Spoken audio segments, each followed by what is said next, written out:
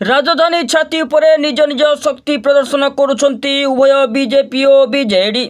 गोटे पटे बीजेपी शक्ति केन्द्र कार्यक्रम करुवा बेले अपरपक्षे बीजेडी दुई दिनिया कर्मी सम्मेलन आरंभ होईछि। तेबे बीजेडी कार्यक्रम में युव छात्र महिला और जिला स्तरीय प्रतिनिधि जोग देइछंती। आसंता काली विधायक सांसद जिला सभापति जिला परिषद सदस्य सह ब्लॉक अध्यक्ष समेत 3 महानगर निगम मेयर उपस्थित रहिबे। तेबे गांधी जयंती मासे व्यापी दल पदयात्रा आरंभ करिबो। यह पूर्व प्रस्तुति और यहाकु नै सविशेष आलोचना हेउछि। लोकंक पाखरे सरकारी योजना और सुफल पहुंचाइबा पई वरिष्ठ नेता मंत्र देबे। राज्य सरकार को विकास और जनकल्याणकारी योजनार वार्ता जेपरि लोकंक पाखरे पहुंचिबो से दिगरे कार्य करने मुख्यमंत्री नवीन पट्टनायक संगठन कार्यकर्ता कहिसंती।